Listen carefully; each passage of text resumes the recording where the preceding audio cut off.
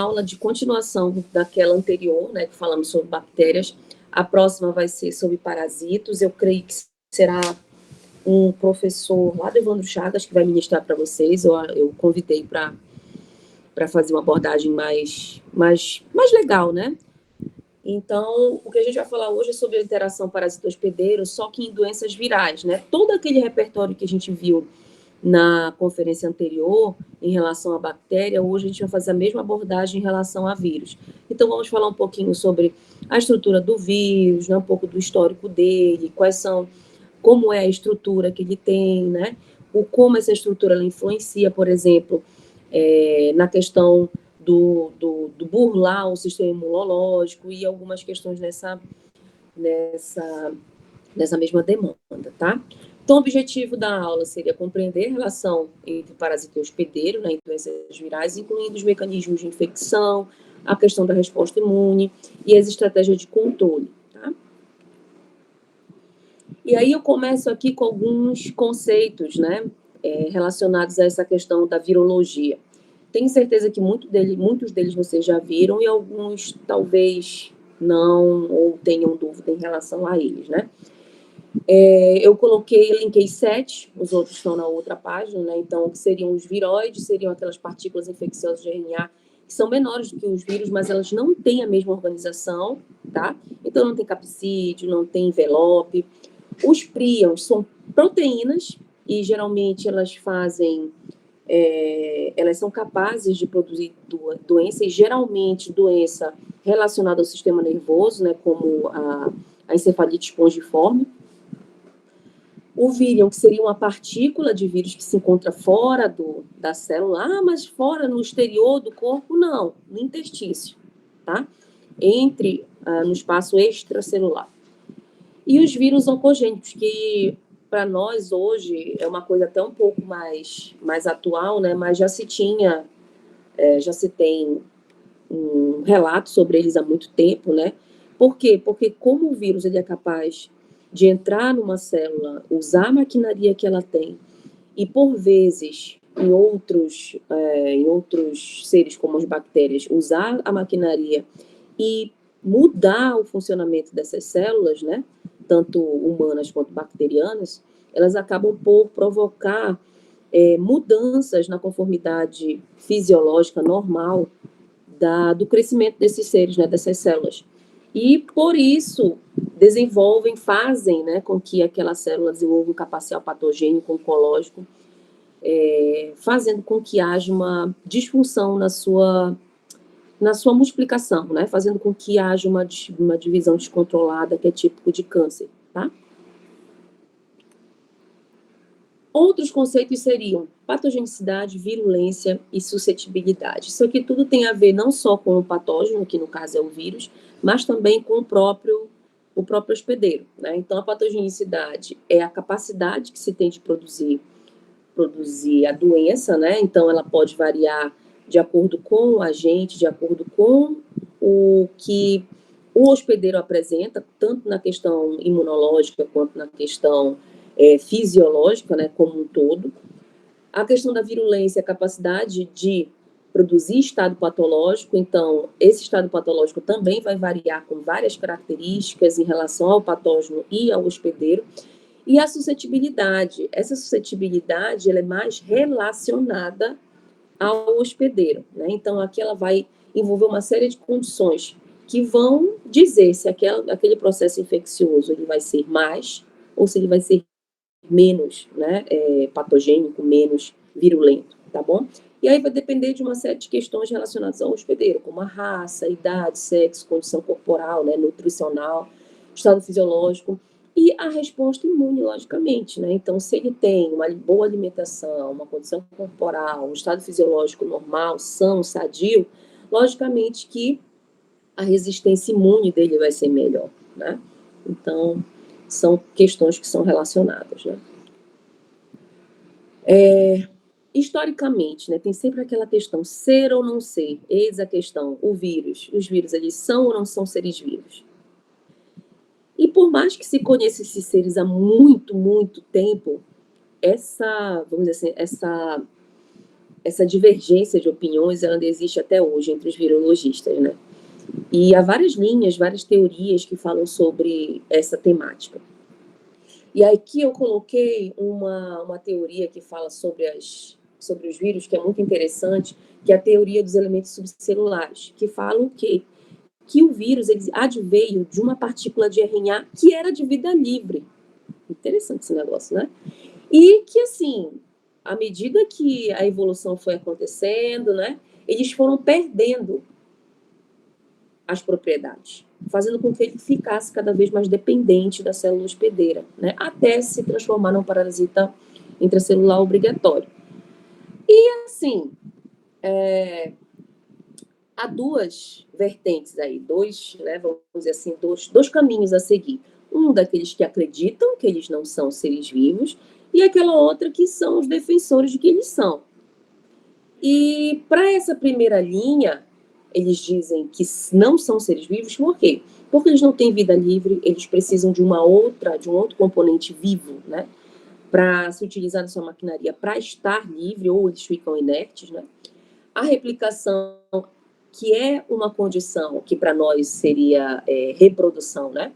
Que é uma condição que limita o que é vivo, o que não é vivo, eles não só poderiam desenvolver dentro da célula, então para eles isso já resumiria que os vírus não seriam seres vivos. E os defensores, né, de que são seres vivos, eles apontam outras características que os vírus têm e que são típicos de seres vivos, como, por exemplo, a capacidade de replicação independente de onde ela aconteça e a presença de estruturas de proteção do material genético, né? Então, essas duas características para essa linha de pesquisadores, elas já podem indicar, elas já, vamos dizer assim, elas baseariam os vírus, sustentariam a temática de que o vírus fosse um ser vivo, realmente, né? Mas aí eu deixo essa reflexão para vocês, tá? Em que linha que vocês seguiriam? Aqui, a gente vai começar a falar um pouquinho das propriedades dos vírus. Essas duas imagens são imagens o de cima é da minha dissertação de mestrado, eu trabalhei com vírus no mestrado e no doutorado, e a de baixo é microscopia eletrônica de transmissão, tá? Aqui é para falar da questão do tamanho, logicamente, que a gente sabe que os vírus eles têm um tamanho muito menor do que os outros agentes infecciosos, né? Então, em relação à bactéria, de 10 a 15 vezes, né? Elas são maiores do que os vírus. E assim, e por esse tamanho que elas têm, elas só podem ser vistas na microscopia óptica, o que não acontece para os vírus, né? Ah, mas essa sua primeira imagem aqui, ó, tá falando, tem uma marcação específica para vírus aqui, realmente. Só que o que está marcando aí não é o vírus, mas as partículas que eles deixam, né? Então, é uma das características dos vírus é serem particulados. E há algumas técnicas imunomarcadoras que fazem a identificação dessas partículas. E aqui foi justamente isso, né? Então, eu identifiquei a partícula desse vírus, que no meu caso era o vírus Piri, para que ele pudesse, eu marquei essas proteínas, né, essas partículas, para que eles pudessem ser para que a gente pudesse visualizar onde eles estavam, né? Qual o tropismo que eles tinham por determinadas células. E eu vi que não era só neurônio, eram outros tipos celulares também, mas que isso não entra na nossa conversa agora, né?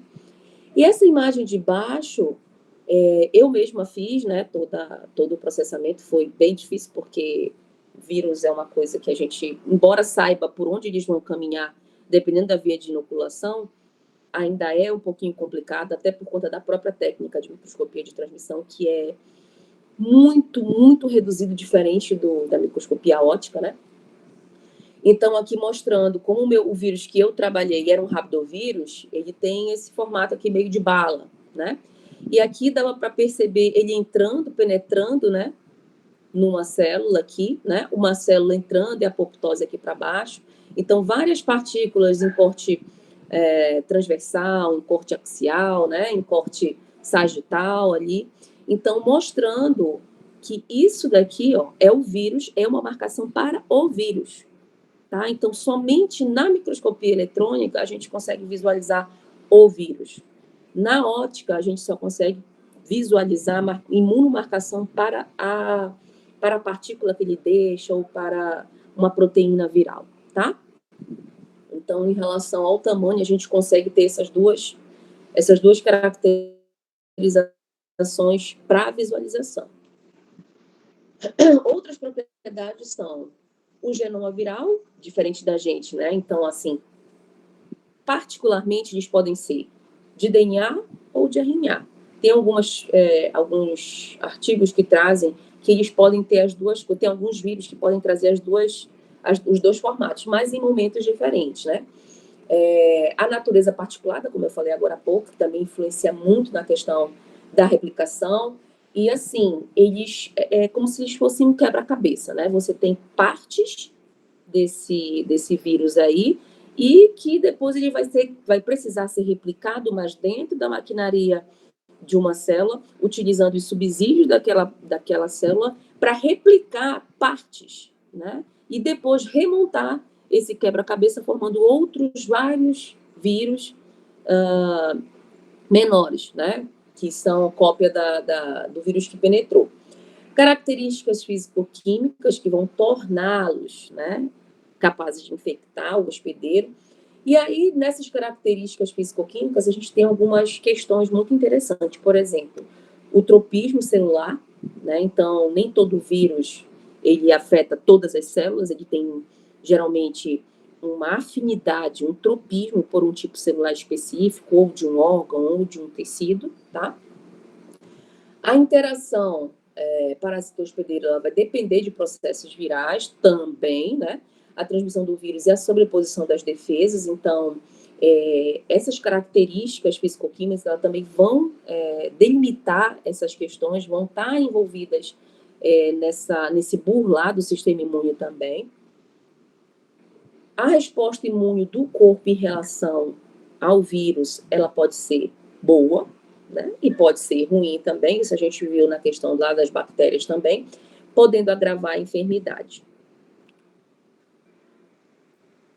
Dentro da análise do que seriam características gerais para os vírus, a gente tem aqui, ó, causadores de infecções em animais, a gente se inclui nesse meio, vegetais e bactérias, então é uma questão mais cosmopolita, né? Então, todos os seres vivos, né, são passíveis de serem infectados por vírus. Uma vez eu dando aula sobre microbiologia, e eu fui falar sobre vírus de plantas, né? E o pessoal falava assim, mas tem vírus em plantas? Claro que tem, né? São seres vivos, então podem ter essa possibilidade de infecção.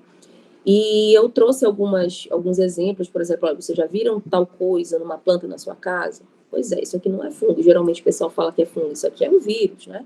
Ah, a laranjeira da sua casa já ficou desse jeito? Já? Então, pois é, isso aqui é uma doença viral. Então, o vírus, ele pode, né, infectar qualquer célula viva, tá? Vegetal ou animal. E são seres que são desprovidos de organelas, né, metabolismo próprio, então precisam de uma maquinaria extra e por isso são determinados como parasitas obrigatórios. E o que difere ele dos demais, né? Quais são as características que os vírus têm e que sobressaem em relação aos outros, vamos dizer assim, os outros seres vivos, né? Não considerando ele como um, tá? O tipo de material genético, que pode ser duplo, né? O tamanho e a forma, então, tanto o tamanho quanto a forma deles é propício para que eles possam infectar. A natureza do envoltório, então, o material dele pode ser envolto por uma cápsula ou um envelope, né? E dependendo se ele é envelopado ou se ele não é envelopado, ele vai ter vai causar uma patologia, uma patogênese, uma virulência diferente no hospedeiro. E a questão do genoma, que é muito simples, permite com que ele possa sofrer mutações, variações gênicas, que também auxiliem nesse burlar, né, do sistema imune e que o tornem, vamos dizer assim, mais resistentes ou mais aptos, né, a desviar do sistema imune também, de questões de vacina e tudo mais. Essa aqui é a estrutura, vamos dizer assim, geral de um vírus, não que todos tenham essa mesma conformidade, tá? Então, aqui fora o envelope, para aqueles que são envelopados, o capsídeo aqui dentro, que também muda muito de acordo com o tipo de vírus, tá? Pode ser icosaédrico, pode ser licoidal, pode ser de vários tipos. E aqui nessa superfície, a gente tem vários componentes, que aí entram espículas, né, que são receptores, proteínas, carboidratos, que são essas estruturas que vão se relacionar com outras células que vão estar lá no intestino, lá no tecido, onde esse vírus vai infectar, tá bom? Já botando aqui para vocês que os vírus que são mais virulentos, né, que são mais patogênicos, que são mais, vamos dizer assim, mais espertinhos em relação ao sistema imune da gente, são aqueles que não são envelopados, tá? O que seria o capsídeo, né? Que é essa estrutura aqui que envolve o DNA, né? Que faz parte dessa estrutura.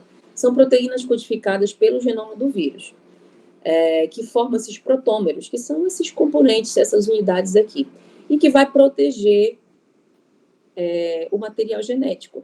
E, logicamente, como são unidades, eles se organizam de várias formas, né? Então, formando aqui uma simetria, geralmente são simétricos, né? Então, desde helicoidal, poliédrico, esférico, complexo, né? Que é esse aqui que seria o bacteriófago. Aqui também microscopia eletrônica de varredura, esse daqui. Outra estrutura que a gente viu lá, que seria o envelope, que seria essa parte mais externa, né, que envolve o capsídeo nos envelopados, o que ele permite? Ou Edmilson? Admilson? Eu acho que ele levantou a mão sem querer.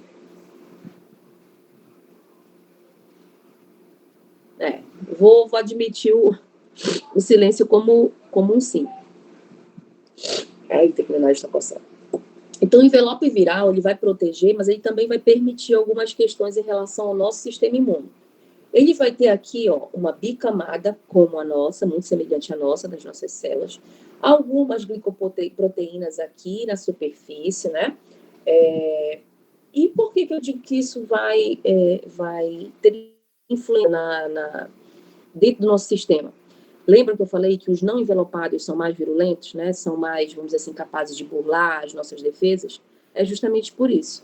Porque como a gente tem algumas semelhanças em relação ao envelope viral, o sistema imune, tanto inato quanto adaptativo, eles conseguem reconhecer e guardar uma memória melhor, né? Mais específica em relação aos vírus envelopados, tá? Logicamente que também há as exceções, né? Vírus que estão envelopados, mas que provocam doenças bem agressivas. Oi, Edmilson. Eu descobri que o microfone do meu outro fone de ouvido que eu estava usando agora não estava funcionando. Aí eu troquei para o outro só agora que eu consegui falar, mas eu tinha feito uma pergunta assim. Não vi. Diga. Assim, a pergunta é: o que diferencia o capsídeo de uma carioteca? Ambos têm a função de envolver o material genético e com certa proteção. O que diferencia um do outro? Primeiro que o capsídeo, ele é formado por estruturas que não são da célula. Tá? Não são da célula, não são do vírus. Eles pegam pedaços, né, a maquinaria de outra célula.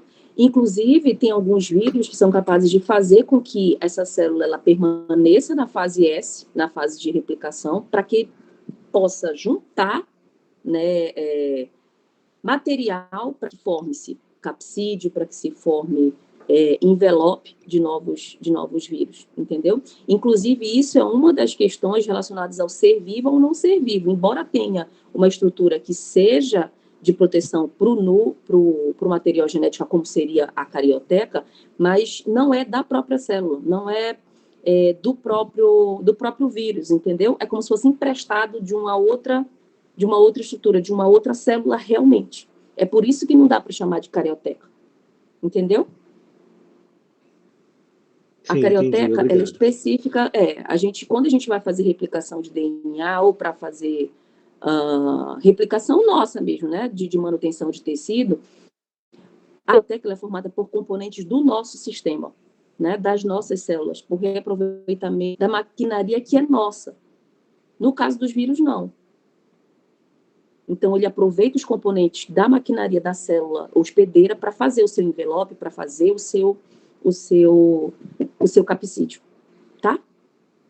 Entendi, obrigado.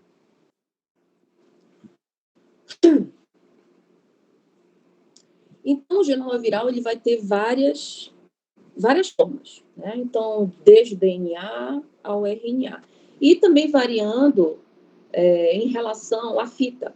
Se é uma dupla fita, se é fita simples, né? Tanto para o RNA quanto para o DNA. E aí isso a gente vai ter influência na classificação dos vírus que a gente vai ver daqui a pouco.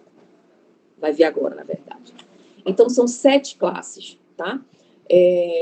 Essa organização dessas 7 classes, ela leva em consideração o genoma, se é DNA, se é RNA, a organização desse genoma, se é fita simples ou se é fita dupla, tá? Nessa imagem que eu vou mostrar aqui, vai ficar melhor para visualizar. Ó. Então, são 7 grupos, tá? Esses 2 primeiros aqui, eles são grupos de vírus que são vírus de DNA, um de fita dupla e um de fita simples, tá bom? Esses 3 grupos do meio, 3, 4 e 5, são vírus específicos de RNA, tá bom? Com fita dupla e esses 2 de fita simples. E os 2 últimos são retrovírus, né? Que podem ter, em um momento e em outro, DNA e RNA, tá? Ou com fita simples ou com fita dupla, tá? Mas todos precisam chegar a um denominador comum, que seria o RNA mensageiro. Então, tanto para vírus de RNA, que já vão, de fita simples, que já vão servir diretamente como RNA mensageiro, quanto para os de fita dupla ou para os de DNA, eles vão ter que ser convertidos para uma forma de RNA mensageiro, para que aí sim as proteínas possam ser codificadas, possam ser sintetizadas, tá bom? Só um instantinho. Teu irmão aí, por favor, para ele se aquietar. Menino em casa, não teve aula hoje, está tudo em casa. Essa síntese, para que tudo possa culminar nessa síntese proteica, né, para que se possa formar os componentes do vírus, para que eles possam se organizar, né, formar aquele quebra-cabeça de novo, tanto os de DNA quanto os de RNA, eles precisam passar por alguns processos, tanto de transcrição quanto o de tradução, tá? Para que se forme lá a proteína no final. No caso do RNA, ele precisa ainda da transcrição reversa para poder produzir uma fita, né, fake de DNA, para depois passar pelo processo normal de transcrição e tradução, tá? Não se preocupe que isso daqui eu vou detalhar melhor mais para frente, só para vocês verem como é, de uma forma geral, o ciclo de replicação de um vírus, né? Então, começando aqui desde a absorção, que é o contato, né, que é o primeiro, vamos dizer assim, o primeiro impacto, né, do hospedeiro com o vírus. Depois, esse vírus entrando na célula, abandonando, né, os seus componentes envoltórios. Então, se tiver envelope, se tiver capsídeo, por que ele precisa fazer isso? Ele precisa se desmontar para poder replicar os componentes separadamente, para depois remontar de novo, né, usando a maquinaria da própria célula. E aí, se for um vírus de DNA, nós entramos nisso daqui que a gente vai ver mais para frente, que é o ciclo lítico e o ciclo lisogênico, né? O lítico já está dizendo tudo, então a célula ela vai ser lisada, ela vai ser quebrada, né? Isso é uma característica, por exemplo, dos vírus que infectam bactérias, né? Onde o vírus ele usa essa célula, né, para se multiplicar. E o lisogênico, que é aquele que não ocorre a lise da célula, mas que você tem aqui uma forma de incrementação do material genético, onde você tem incorporação do DNA do vírus ao DNA do hospedeiro, né? Que, por exemplo, no caso das bactérias, confere resistência também a elas, né? E é uma forma dela, vamos dizer assim, dar uma melhorada no seu material genético, permitindo com que haja uma multiplicidade, né? E aqui as demais etapas. Então, desde a síntese do RNA, né, para poder produzir as proteínas virais que são necessárias para o esqueleto dela, tá? A remontagem desses vírus e a eliminação deles para por sistema da célula. Então, entrando nas etapas desse então, a gente vai começar com a penetração. E essa penetração está diretamente envolvida com as características do hospedeiro, então genética, idade, estado nutricional, como a gente falou lá no início, né? Características imunológicas, hormonais também. E aí a gente entra numa questão que são as barreiras. Ainda bem que nós temos barreiras, não só físicas, mas também imunológicas, né? Então, primeiramente, falando das barreiras, a pele, a mucosa, e aqui você tem a sinalização para o sistema imune também, né? E em todas elas, tanto faz pele, mucosas, dos diferentes tratos, o alvo central é sempre a vascularização. É sempre atingir o vaso sanguíneo, ou um vaso linfático, por exemplo, né? E dependendo se esse vírus ele tem um vetor ou não, ele pode chegar mais rapidamente ou não a essa vascularização, dependendo, né, do como ele vai penetrar nessa barreira. Tá? Aqui são exemplos, por exemplo, da pele, aqui do sistema respiratório e aqui do intestino.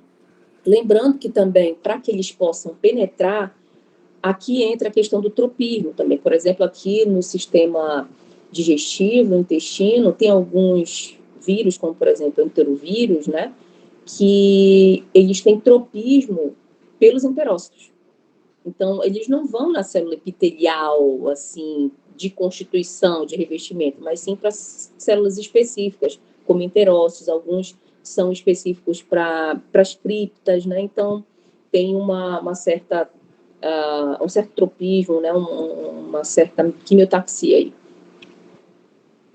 E as portas de entrada, elas podem ser das mais variadas, né? Desde a pele, mucosa, trato respiratório, aqui falando ainda das mucosas, né?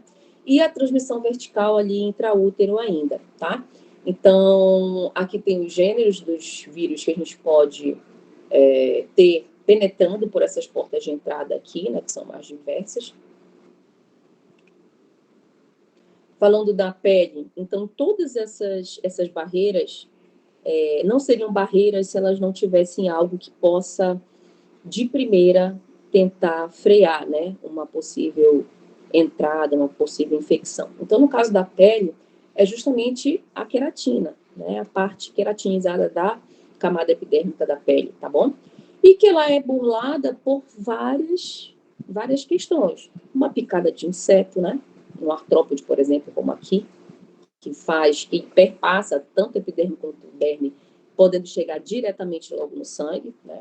Pequenas lesões, então, corte, um arranhão, mordida de animais, por intervenções humanas, seja numa cirurgia ou alguma coisa do nível, né? E aí vocês têm alguns exemplos aqui de vírus que podem fazer uso dessas portas de entradas eventuais para começar um processo infeccioso. No caso do trato respiratório, o muco e o movimento dos cílios é o que vai ser a primeira barreira, né? A primeira defesa aqui física. E aí, esses vírus que possam, de repente, entrar nesse trato, eles podem produzir tanto doenças, infecções que são localizadas, que podem não se disseminar e podem continuar localizadamente, ou ser generalizadas mesmo, né? Então, aqui tem vários exemplos para as localizadas como rinovírus, influenza, corona, né? E para os generalizados, por exemplo, como a cachumba, rubéola, varíola. Para o digestório, no trato digestório há uma quantidade um pouquinho maior, né, vamos dizer assim, de características que possam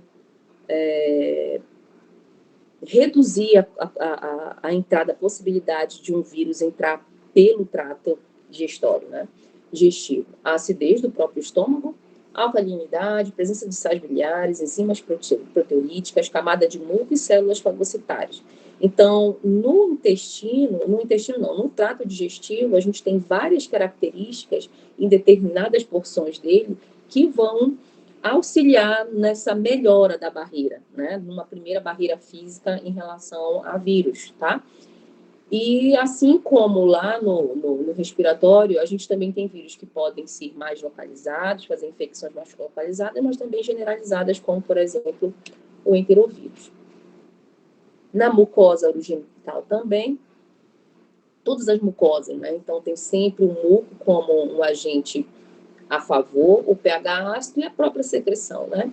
Então, aqui um grande exemplo de questões locais é o HPV, né?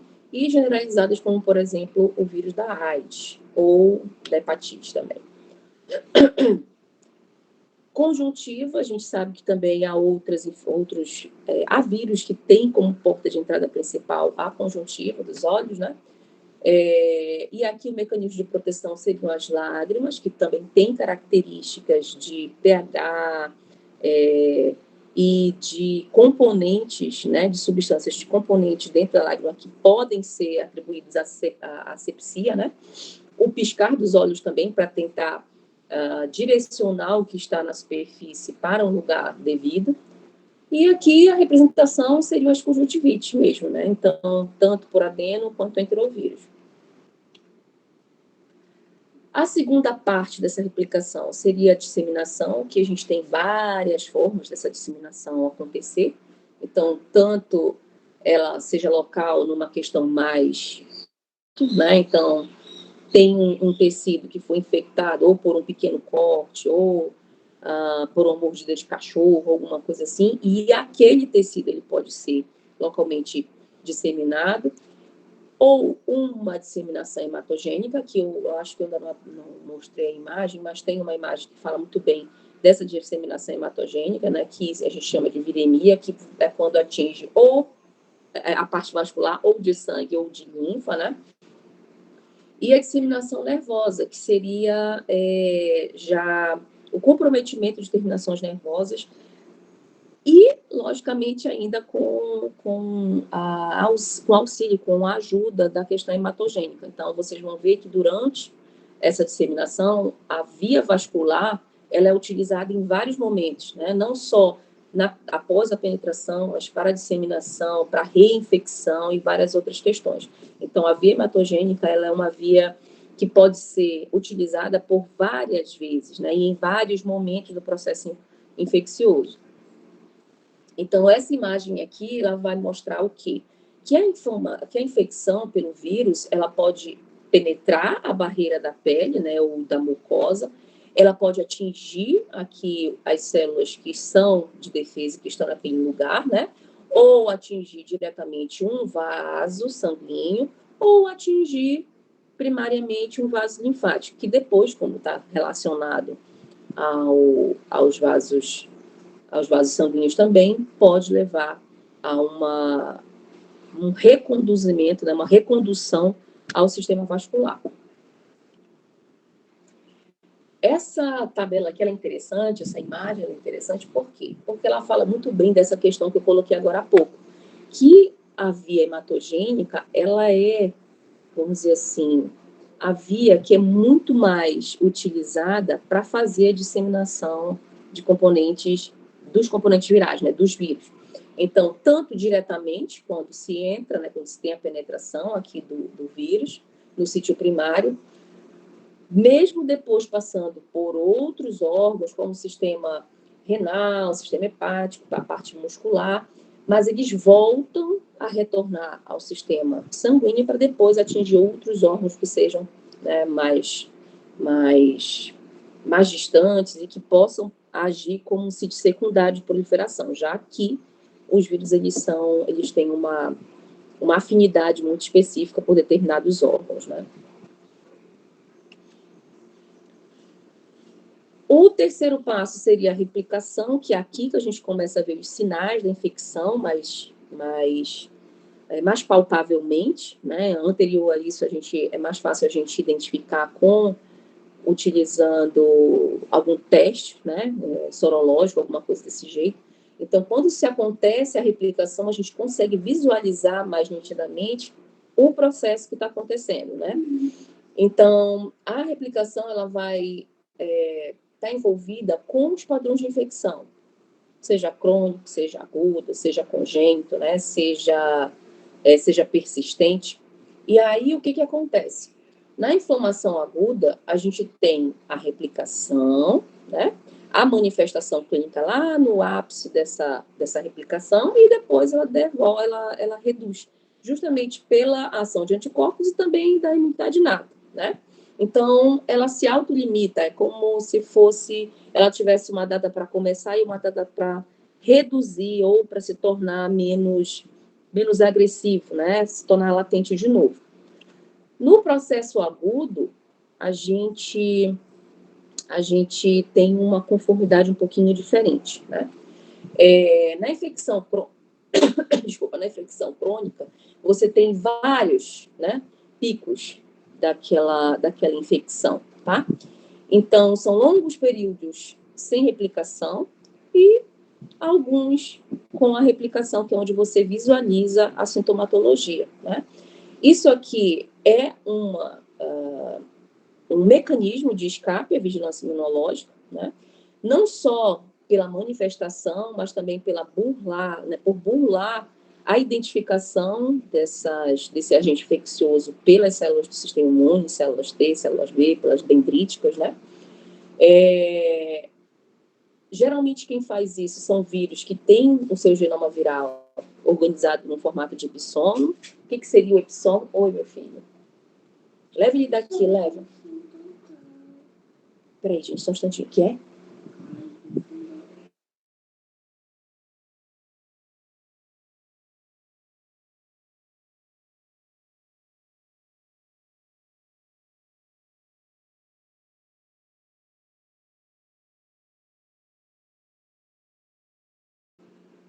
Menina procurando fio dental, oh meu Deus. Então, esse epissomo seria o quê? Uma molécula de DNA com capacidade replicativa, mas que se encontra livre dentro de uma célula e não está agregado a nada, nem ao material genético da própria célula, nem a nenhum outro componente da célula em si. Ele está livre, ali, ó, passeando, né? Essa reativação pode ser por várias fórmulas, por vários, vamos dizer assim, por vários starts. Então, desde um processo estressante até o uso de corticoides ou a uma outra co-infecção, né? Essa reativação de tempos em tempos permite essa perpetuação, então a pessoa ela convive com aquele vírus, né, por muito tempo, porque se entende que o organismo não consegue se eliminar, não consegue se livrar dele, né, de uma vez só, e a infecção, a reinfecção, né, essa replicação, essa remanifestação, ela acontece de tempos em tempos. No caso da infecção persistente, ela não faz essas entradas como na infecção crônica, né, mais especificamente no tipo latente, que seria tem a replicação, manifestação clínica e retorna para os níveis basais sem detecção, né? E depois faz de novo. Aqui não. Você tem o aumento da maquinaria, o aumento da produção para fazer a replicação, você tem a manifestação clínica, reduz a quantidade, mas ela não volta aos níveis basais iniciais, não. Ela persiste, ó, até um próximo episódio, tá? Então, aqui há ainda também, como lá na crônica, uma coexistência entre o agente infeccioso e a resposta imune do hospedeiro. De uma forma diferente da crônica, com certeza, né? Porque são episódios. Aqui não. É uma convivência frequente também não, mas contínua, tá? Isso é típico de rotavírus também. Ô, meu filho. Oh, meu Deus, eu não vou ter sossego hoje. Tá, então não tenho, bem, tá bom?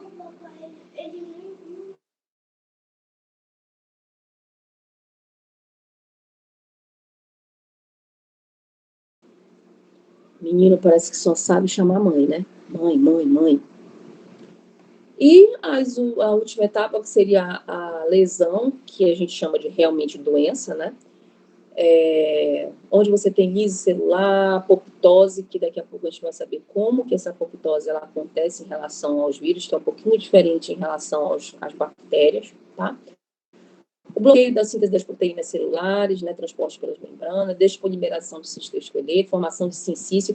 Isso aqui, ó, é uma outra questão que é extremamente importante na detecção, principalmente na histopatologia, né? Então, se oncologista, ele identificar a formação de sincícios intracelulares, ele sabe que aquela infecção ela já está no seu, na sua, vamos dizer assim, na sua parte final, né, na sua etapa de formação final, de replicação final. Então, todas as outras pratais, todas as possibilidades de burlar o sistema imune já aconteceram, né, e ele chegou até o final, que seria provocar a SINC. Interrupção do ciclo mitótico, transformação celular e proliferação. Esse efeito citopático tem tudo a ver com essa formação de sincícios que a gente vai ver um pouco à frente. Aqui, ó. Não, aqui não, na outra. Então, alterações de morfologia, alterações que são, vamos dizer assim, levadas, né, pelo vírus, que são ocasionadas, melhor falando, pelo vírus, elas são altamente prejudiciais àquela célula, né? Não só como uma célula que está guardando, vamos dizer assim, periodicamente ou temporariamente os vírus, mas para a própria dinâmica do tecido ali. Como assim? Quando você tem a invasão de uma célula normal por vírus e que ela faz uso da maquinaria que ela tem, logicamente que ela vai tentar fazer alguma coisa para que isso não aconteça, mas na maioria das vezes ela não consegue. O que vai acontecer? O vírus que está aqui dentro, ele vai fazer com que essa célula ela possa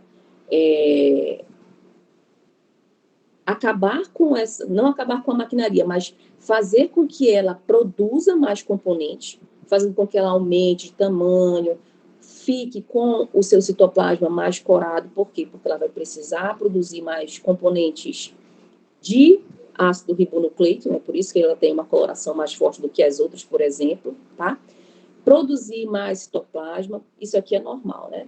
Aqui você acaba vendo que tem informação de outros componentes celulares que não haviam na célula anteriormente, né? Então a célula se transforma para um formato, para uma dinâmica, eu acho que essa é a palavra melhor, uma dinâmica fisiológica completamente diferente do que ela é habituada a fazer, né? Isso, lógico, vai trazer uma série de consequências. A célula vai tentar fazer algo para que isso pare, para que isso cesse, né?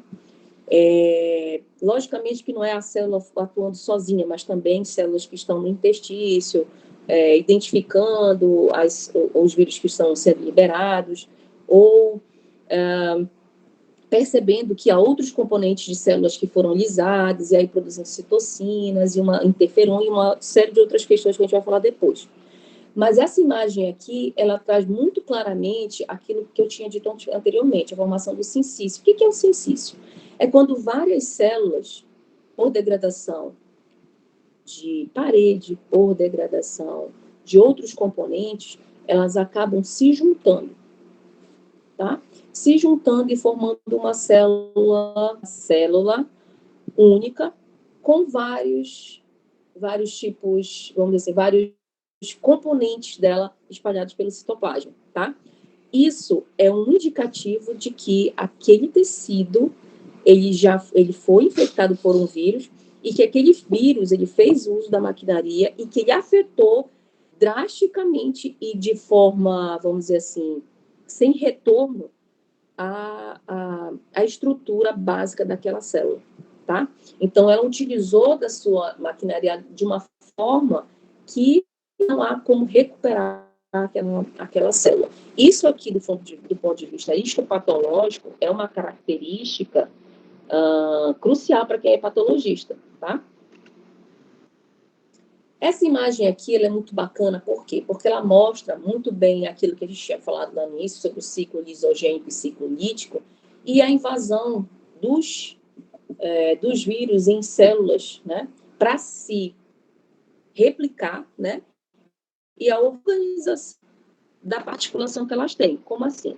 Você vai ter aqui um vírus entrando, deixando seu material, que vai se incorporar aqui no material da célula, né, da célula hospedeira, que seria o ciclo lisogênico, né? Ela vai multiplicar, tarará, tarará.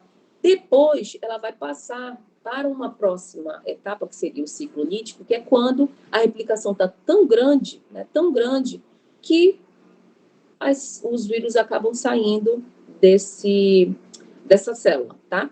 E aí, o que eu coloquei aqui, essa imagem aqui embaixo? É porque aqui, entre o ciclo lisogênico e o ciclo lítico, a gente tem a reorganização dessas proteínas virais que foram codificadas e que foram produzidas aqui no ciclo lisogênico, tá? E aí, como o vírus ele é particulado, lembra que eu disse que ele parece um quebra-cabeças? Depois que ele entra, ele se desnuda, né? E várias partes dele são separadas e são replicadas separadamente, é justamente isso aqui, tá? Então, elas são separadas, são replicadas separadamente e depois, novamente, montadas, né? Remontadas. Então, entre um ciclo e outro, você tem esse remonte, né? E a liberação do vírus na forma com a qual ele entrou aqui para iniciar o ciclo lisogênico. Então, quais seriam as características do lisogênico e do lítico, né? O lítico, a grande destruição celular, então, que também pode conferir características muito semelhantes com ai, meu Deus, como é? Com o efeito citopático. Deixa eu esquecer desse nome. Aqui você vê a manifestação dos sintomas, maior taxa de mutação, até por conta desse compartilhamento de material genético entre o hospedeiro e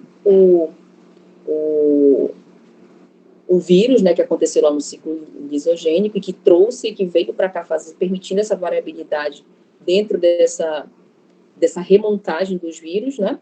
E é típico de RNA vírus. E o lisogênico é DNA vírus, que permite uma replicação mais lenta. Por quê? Porque ele precisa codificar e produzir todas aquelas proteínas que são responsáveis por cada uma daqueles pedacinhos dos vírus. Então, isso requer um tempo maior, tá? Quanto à patogênese, eu vou começar dizendo uma coisa, que dentre essas etapas que a gente viu de replicação, todas elas, tá? Todas elas são passíveis de intervenção do vírus. Quando eu falo passíveis de intervenção, quer dizer que eles podem burlar, né? Podem potencializar a sua virulência ou qualquer outra questão que permita com que ele faça a infecção em qualquer um desses estágios, tá? Então, aqui, os vírus, né, eles vão precisar dessas macromoléculas e dos processos biosintéticos da célula para se multiplicar. A interação entre o vírus e o hospedeiro é muito complexa e, por isso, e na sua maioria das vezes, e sempre, altera as funções fisiológicas, né? Levando à disfunção, injúria, ou até mesmo à morte da célula. Aquilo que a gente já viu anteriormente, né? Então, são processos que a gente consegue visualizar histologicamente também. Então, todas essas etapas de replicação, elas podem ter a intervenção viral, tá? Então, eu separei três coisas que podem acontecer, tá? A primeira, em relação à interação do vírus com a célula. Inibição da maquinaria, inibição da síntese do RNA. Isso aqui, quando se reconhece que tem um vírus ali e o vírus, ele tenta burlar o sistema, né? Então, ele vai reduzir a sua potencialidade também. Alterações das proteínas da membrana, em relação às integrinas, que a gente vai ver que daqui a pouco elas vão estar inseridas também na questão imune em relação às células à via da porfirina. Alguns vírus estimulam as células a entrar na fase S, que é aquilo que eu tinha dito para vocês lá no início, né? Fazendo com que haja ativação da síntese de DNA para estimular a célula a fornecer condições e substratos para que ela possa fazer a replicação do seu próprio genoma, né? Levando de novo em consideração aquilo que a Admilson perguntou. Então, tudo aquilo que é organizado para remontar um vírus, o modo com que ele penetrou, né, que ele aderiu na superfície para poder entrar, né, no organismo, advém de outras das células que são organismos, né, não vírus. Então, por isso que a gente não pode chamar o envoltório que protege o material genético do vírus de carioteca, tá? E aqui o que acontece, né? Então, essa célula, se ela passar por isso, se ela for estimulada pelo vírus a ficar, né? Isso é uma forma de burlar também. Na fase S, o que vai acontecer? A replicação viral vai ser bem sucedida, né? E pode haver uma transformação dessa célula para uma característica neoplásica, que seria mais ou menos aquilo que a gente conversou lá no início, em relação aos vírus indígenas, né?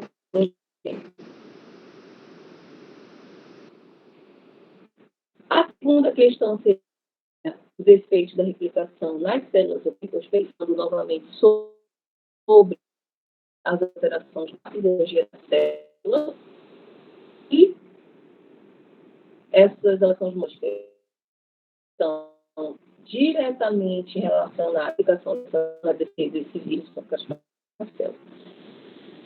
Fazendo aquilo que a gente chama que a gente viu lá na histopatologia também, e a relação da patogenia em nível hospedeiro, que é mais depende muito mais das características daquelas que a gente viu, de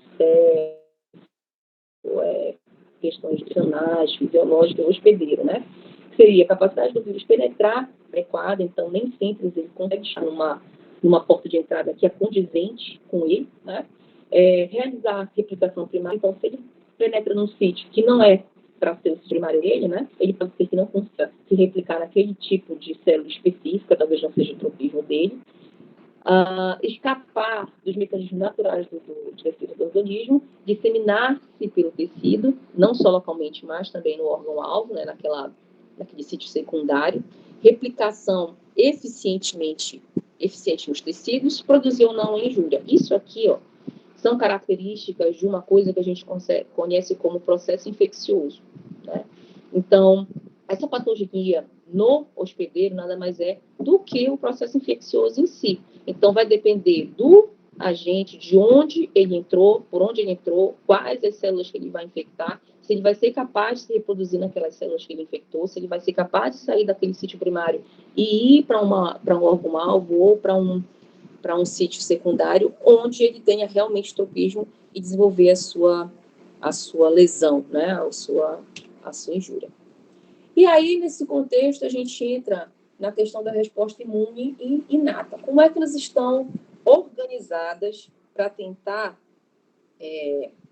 suprimir, né, ou reduzir essa viremia, ou reduzir a manifestação, replicação desses vírus? E aí a gente tem aqui, né, a inata, que é a primeira, vamos dizer assim, o primeiro combate, né?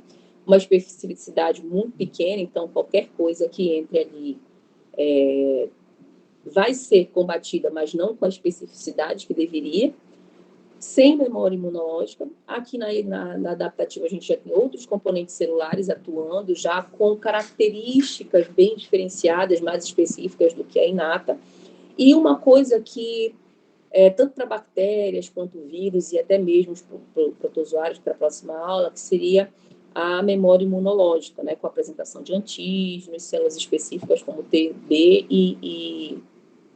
e as... Ai, meu Deus. Esqueci o nome da outra, como é? As dendríticas, né? E aí, dentro dos mecanismos da imunidade inata, o que a gente tem? A gente já sabe que ela vai agir imediatamente, não discrimina por antígeno, então penetrou uma coisa diferente, ele vai atuar. Atua com intensidade relativamente constante, mas não tem memória e também não tem uma potencialidade tão grande. E quais seriam os componentes dessa imunidade? O interferon, eu marquei em laranja porque, assim, o interferon ele vai ser um dos agentes, um dos componentes que vão atuar de forma mais efetiva, mais eficaz dentro dessa primeira linhagem, né? Nessa primeira, vamos dizer assim, nesse primeiro fronte de defesa. Não que os outros não tenham sua importância, é claro que tem, né? Então, são complementações de defesas. O sistema complemento, que inclusive a gente viu e onde foi que nós vimos, no quarto? Quando foi? Nós não falamos de sistema complemento, eu acho que na tutoria foi. Foi no terceiro. Então foi por isso. É porque eu vejo algumas carinhas que são conhecidas do terceiro, eu já lembro disso. Outros tipos celulares que vão estar relacionados à parte da imunidade adaptativa também, né? por exemplo, células dendríticas, as células natural killer, essas aqui, elas são... Depois que a gente começa a entender o que elas fazem, o nome tem tudo a ver, né? Então, são células que atuam em diversas frentes, de variadas formas, para que o processo ele possa cessar, mas que nesse meio termo, ela acaba também despertando outras questões que não são tão boas para aquela questão tecidual, né? Então, esses componentes, eles vão atuar de várias formas, liberando citocinas, né? Basicamente interleucina e fator de necrose tumoral, aqui o alfa ou o gama, produção de óxido nítrico, a gente falou também um pouquinho sobre isso, né? A questão da replicação intracelular de alguns vírus, e podem apresentar os antígenos para os linfócitos T, formando aqui a questão da memória, né? Imunológica também. E o vírus, assim como as bactérias, ele vai ter uma capacidade, uma forma de burlar até mesmo a memória imunológica, né? Tem alguns que têm essa capacidade. E na resposta adaptativa, falando da humoral e celular, a gente tem estimulação desses dois tipos de células principalmente, né? O T e o B, onde nós temos 3 características principais: a especificidade, a diversidade e a questão da memória imunológica. Então, essas 3 vertentes, essas 3 características desses tipos celulares, eles fazem com que a resposta adaptativa, por mais que ela seja mais demorada, né, que ela seja mais secundária, ela seja mais eficiente, né, mais eficaz. Lembra que eu falei lá em relação à perfurina, a via da perfurina da granzima? Pois então, essas células elas estão relacionadas diretamente com a ativação da cascata da caspase, tá? Principalmente na apoptose da via extrínseca, tá bom? Como assim? Essas células que estão envolvidas aqui, que são T e a NK, elas vão sintetizar, elas vão liberar tanto a perfurina quanto a granzima. A perfurina, logicamente, só pelo nome já dá para saber que ela vai atuar ali na organização da parede para que possa fazer uma porosidade. E, secundariamente, quem vai entrar são as granzimas, que são, aqui está mostrando mais ou menos, né? Então, ela vai penetrar e vai atuar lá dentro, fazendo com que haja a ativação da via das caspases, tá? E, a partir daí, ativando a via da caspase, levando a célula à apoptose, eliminando o que tem ali dentro, tá? Então, essa é uma das questões relacionadas à célula NK e à via da perfurina. Agora sim, isso é uma coisa boa, ok. Mas também pode ser uma coisa não tão boa, tá? Quando você expõe componentes intracelulares no meio do interstício, você pode provocar o estímulo de novos componentes pró-inflamatórios, tá? Que, dependendo do tamanho da lesão, da injúria, pode ser que exacerbe o processo ou não, tá? Então, é por isso que eu digo que essas células NK, elas podem ser boas, mas também elas podem não ser tão boas, né? E aqui é uma comparação, não uma comparação, mas assim, como se fosse uma linha do tempo para relacionar uma infecção com uma reinfecção, tá? E também falar um pouquinho do envolvimento da imunidade adaptativa. Então, quando você tem uma infecção, a primeira barreira é inata, a segunda adaptativa. Quando você tem uma reinfecção, né, logicamente que é pelo mesmo agente, você tem aqui a atuação da memória imunológica, né? Então, vai ser bem mais eficaz e talvez você, pelo menos é o que se espera, você não desenvolva a sintomatologia da doença. Não é que você não a pegue, mas você não vai desenvolver a sintomatologia, não pelo menos da forma mais grave, né? Ou mais virulenta. E aqui envolvendo várias questões que a gente já viu, desde da questão da replicação do vírus em si, quanto das barreiras relacionadas ao sistema imune.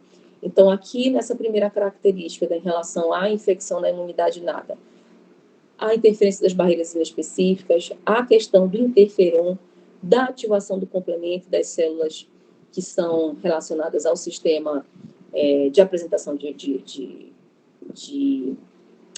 de antígenos e também com a questão da via da perfurina, né?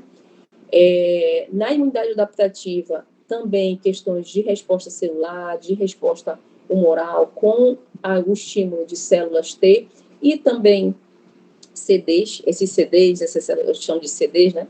Elas têm uma importância muito grande nessa questão imunológica. Quando eu fiz a minha tese de doutorado, a gente trabalhava muito com a CD8, trabalhava muito com a CD4 também, né? Como eu trabalhava com resposta crônica a um agente viral, né? Crônico e também agudo, a gente precisava fazer uma correlação com essas células citotóxicas aqui, né? Tanto para falar um pouco da resposta celular, quanto da resposta humoral também, né? E o desenrolar do processo todo era que, num processo de imunidade relacionado ao agudo, esses linfócitos, eles não tinham uma atuação. Logicamente que é porque fazem parte do adaptativo, demandam mais tempo. Mas lá no crônico, como esse vírus que eu utilizava, ele tinha um tropismo diferente, né? Então, ele tinha um tropismo, por exemplo, pela via respiratória, ele era inoculado pela via respiratória e ia especificamente para o sistema nervoso, especificamente para a memória, eles tinham um envolvimento muito, muito restrito, né? Muito restrito. Em determinados locais do sistema nervoso eu conseguia detectar, em outros não. Então, era como se fosse não um tropismo, mas uma afinidade por determinados locais específicos do sistema nervoso, né? Em que eles atuavam mais ou atuavam menos. Então, em alguns lugares eu conseguia detectar, em outros não. Na mesma janela imunológica, na mesma janela, por exemplo, de infecção, né? Dentro da cronicidade. Aqui, eu acho que esse é o último slide, falando só, fazendo assim uma coletânea, né, dos mecanismos de evasão.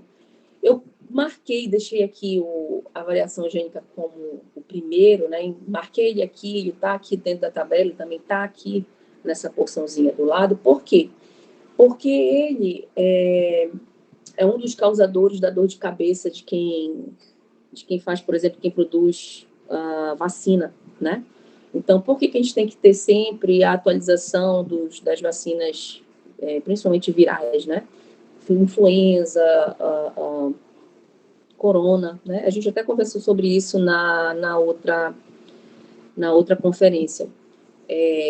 Essa variação antigênica, ela vai permitir com que vírus, bactérias, eles possam mutar, né, geneticamente falando, e modificar os epítopos. Lembra que eu falei dos epítopos lá na outra aula? Esses epítopos são as porções que as células de defesa ou os anticorpos, né, os anticorpos não, as células de defesa vão identificar como a identidade daquele agente, tá? Então, as vacinas geralmente elas têm o reconhecimento de vários epítopos para um mesmo vírus, tá bom? Em vários lugares diferentes. Por quê? Porque ele pode apresentar aquele epítopo, pela mutação ele pode retirar, ele pode modificar aquele epítopo. Então, se a vacina ela for direcionada para apenas um ou poucos epítopos, a possibilidade daqui a 1 ano, 2, aquela mesma vacina não mais ser eficiente e eficaz para aquele mesmo vírus é muito alta, tá? Então, é por isso que ela precisa ser atualizada para que o vírus que esteja circulante, né, realmente, ele possa ser analisado, verificado os epítopos que são expressos, né, por ela, e adaptar aquela vacina daquele ano para identificar aqueles epítopos daquele vírus, tá? Agora, logicamente, que também tem outros mecanismos, como, por exemplo, meu filho? A inibição do processo antigênico, né? A produção de citocinas imunossupressoras, infecção de células imunocompetentes, restrição de produção de proteínas virais, né? Infecção de locais imunologicamente privilegiados, como, por exemplo, células do sistema nervoso ou células de órgãos que são responsáveis por multiplicar, sintetizar, vamos dizer assim, células do próprio sistema imune, a infecção das células do sistema imune, né? Interferência nas células e moléculas do sistema imunológico, isso é típico de alguns tipos virais. Então, os vírus, eles têm uma capacidade muito grande de se evadir do sistema imunológico e de resistir, né, às defesas do organismo como um todo, seja de imunidade, seja medicamentosa, seja vacinal, né? Então, os vírus, eles são agentes muito complexos, né? Embora sejam organizados de forma simples, mas que fazem com que a patologia que eles provocam, né, e a forma com que eles provocam, o corpo da gente nem sempre consiga reagir da forma adequada, por mais que se já tenha tido um contato anterior em relação a eles, né? Então era isso. Deixa eu ver se tem mais alguma coisa. Era isso. Tá? Eu vou confirmar com o professor lá do Evandro Chagas se ele vai poder ficar com vocês nessa aula sobre parasitas, porque como ele trabalha com isso, eu achei que seria muito bom para vocês um professor que trabalha com parasita. Eu só trabalhei com vírus e com bactéria até na minha vida, né? No mestrado e no doutorado. Então, eu consigo falar bem deles. Mas de parasita especificamente, eu achei que seria melhor pedir para esse professor, que ele é mais da área do parasito do que eu, né? E aí eu vou confirmar com ele e eu falo para vocês, tá bom? Tá bom, professora. Deixa eu só ver de novo aqui quem eu não... Faltou eu chamar alguém daquela primeira vez lá? Acho que faltou Acho eu. que